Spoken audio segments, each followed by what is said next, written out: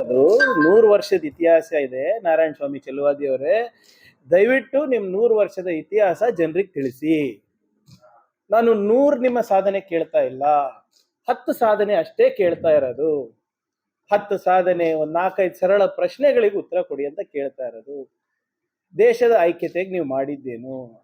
ದೇಶದ ಆರ್ಥಿಕ ಪ್ರಗತಿಗೆ ನಿಮ್ಮ ಕೊಡುಗೆ ಏನು? ದೇಶದ ಏನು ನಿಮ್ಮ ನಮ್ಮ ಜನರಿಗೆ ಏಳಿಗೆಗಾಗಿ ಏನ್ ಮಾಡಿದ್ದೀರಾ?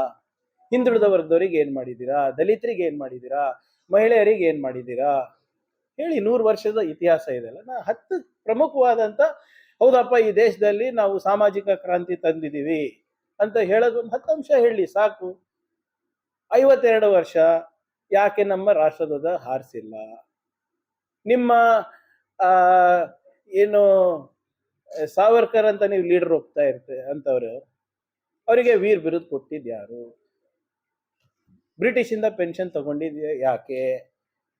ಸರಳ ಪ್ರಶ್ನೆಗಳಲ್ವಾ?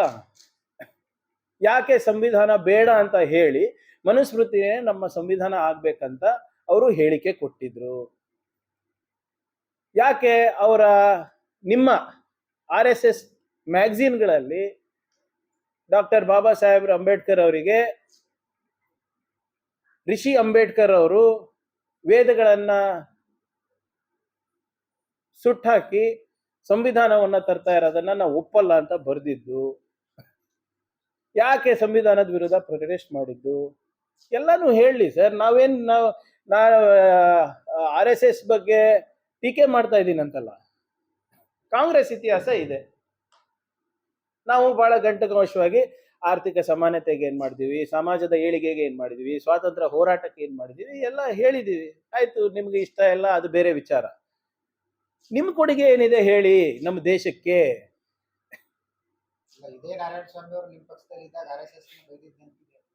ನೋಡಿ, ಅವ್ರ ಇತಿಹಾಸನೇ ಅವ್ರಿಗೆ ಗೊತ್ತಿಲ್ಲ ಅಂದ್ರೆ RSS ಇತಿಹಾಸ ಹೆಂಗ್ ಗೊತ್ತಾಗ್ತದೆ? ನಿಮ್ಗೆ ನೆನಪಿದ್ರೆ ಅವ್ರು ಹೇಳಿದ್ರು, ನಾವು ಇವ್ರು ಟಿಕೆಟ್ ಕೊಟ್ಟಿಲ್ಲ ಅದಕ್ಕೆ ನಾವು ನಿಂತಿಲ್ಲ, ಅದು ಇದು. ಅವ್ರು ಒಂದ್ಸರಿ ಎಲೆಕ್ಷನ್ ನಿಂತಿದ್ರು, ಎಷ್ಟು ಓಟ್ ತಗೊಂಡ್ರು ಕೇಳಿ ಅವರಿಗೆ?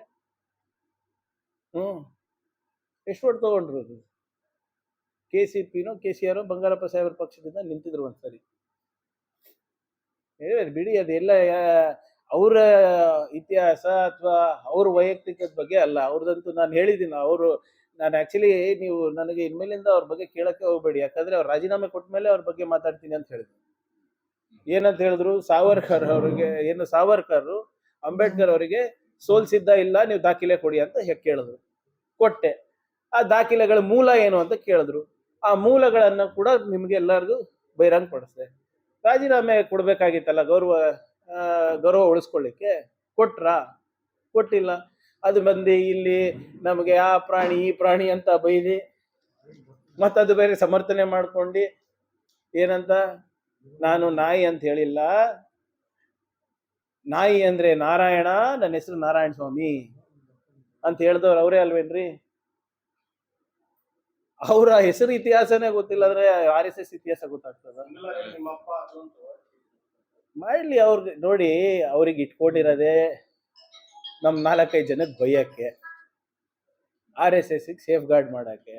ಅವ್ರು ಎಲ್ಲ BJP ಲೀಡರ್ಸ್ನ ಕುರ್ಚಿ ಕಾಯಂ ಯಾವಾಗಿರುತ್ತೆ ಅಂದ್ರೆ ನಮ್ಮೆಲ್ಲರಿಗೂ ಎಷ್ಟು ದಿನ ನಮ್ಗೆ ಬೈತಾರೆ, ಎಷ್ಟು ಜೋರಾಗಿ ಬೈತಾರೆ, ಆ ಲೆಕ್ಕವನ್ನ ಕೇಶವ ಕೃಪಾ ಕೊಡೋ ತನಕ ಅವ್ರದ್ದು ಕುರ್ಚಿ ಕಾಯಂ ಇರ್ತದೆ. ವೈ ಶುಡ್ ಐ ಬಾದರ್? ಹೇಳಿ ಸರ್, ನೀವು RSS ಬಗ್ಗೆ ಡಿಬೇಟ್ ಮಾಡ್ತೀರಾ? ಇಲ್ಲಲ್ರಿ, ಸದನದಲ್ಲಿ ನಾನು ಮಾಡಿದ್ದೀನಿ. ಕಾಗೇರಿ ಅವರು ಸ್ಪೀಕರ್ ಇದ್ದಾಗ ಸಂವಿಧಾನದ ಬಗ್ಗೆ ಚರ್ಚೆಗೆ 3-4 ದಿನ ಅವಕಾಶ ಕೊಟ್ರು. ನನ್ನ ಭಾಷಣ ಕೇಳಿ, ಅದರಲ್ಲಿ ಅಂಕಿ ಅಂಶಗಳು ಇವೆ, ಇತಿಹಾಸ ಇದೆ. ನಿಮ್ಮ ಇತಿಹಾಸವನ್ನೇ ನಾನು ಓದಿರೋದು ಹೊರತು ನಮ್ಮ ನಾವು ಯಾವುದೋ ಒಂದು ವಾಟ್ಸ್ಆ್ಯಪ್ ಯೂನಿವರ್ಸಿಟಿನಲ್ಲಿ ಫೇಸ್ಬುಕ್ನಲ್ಲಿ ಸೃಷ್ಟಿ ಮಾಡಿದಂಥ ಇತಿಹಾಸ ಅಲ್ಲ ಅವೆಲ್ಲ. ನಿಮ್ಮ ಇತಿಹಾಸ, ಅದ್ರ ಬಗ್ಗೆ ಕೇಳ್ತಾ ಇದ್ದೀವಿ. ಹೇಳಿ. 100 ವರ್ಷ ಸಂಭ್ರಮಾಚರಣೆ ಮಾಡ್ತಾ ಇದ್ದೀರಲ್ರಿ ನೀವು. ಮಾತೆತ್ತಿದ್ರೆ ನ್ಯಾಷನಲ್ ಹೆರಾಲ್ಡಿಗೆ ಎಷ್ಟು ದುಡ್ಡು ಬಂತು, DK ಶಿವಕುಮಾರ್ ಅವರಿಗೆ ITD ಅದು ಅಂತಿರಲ್ಲ. ನಿಮ್ಮ ಹತ್ರ ಹೆಂಗ್ ಬರ್ತಾ ಇದೆ ನೀವು ಹೇಳಿ ನನಗೆ. 40,000 ಜನ ವಾಲಂಟಿಯರ್ಸ್ ಇದಾರಂತೆ ಅವ್ರ ಹತ್ರ ದೇಣಿಗೆ ಕೊಡೋರು. ಇವ್ರ ಕಲೆಕ್ಷನ್ ಎಷ್ಟು, ಎಲ್ಲಿ, ಹೇಗೆ ಅಂತ ಗೊತ್ತಾಗ್ತಾ ಇದೆ ಸರ್ ನಿಮಗೆ? ಎಲ್ಲಿಂದ ಬರ್ತಾ ಇದೆ? ನಿನ್ನೆ ನಾವು ಓದ್ತಾ ಇದೆ, ಯಾವುದೋ ಒಂದು ಪತ್ರಿಕೆನಲ್ಲಿ ಬರ್ತಾ ಇತ್ತು, ನೀವು ದಯವಿಟ್ಟು RSS ನ ಪೊಲಿಟಿಕಲ್ ಪಾರ್ಟಿಯಾಗಿ ನೋಡಬೇಡಿ, ನಮಗೆ ನಿಮ್ಮ ರಾಜಕೀಯ ಕೆಸರಾಟದಲ್ಲಿ ನೀವು ನಮಗೆ ನಮಗೆ ಕರ್ಕೊಂಡು ಹೋಗ್ಬೇಡಿ, ನಮಗೆ ತರಬೇಡಿ ಅಂತ ಹೇಳ್ತಾ ಇದ್ರು. ಆಯ್ತಪ್ಪ, ತರೋದಿಲ್ಲ. ಬಟ್ ನೀವು ಕೂಡ behave like a social organisation ಅಲ್ವಾ? ಯಾಕೆ ಬಿಜೆಪಿ ರಾಷ್ಟ್ರ ಅಧ್ಯಕ್ಷರು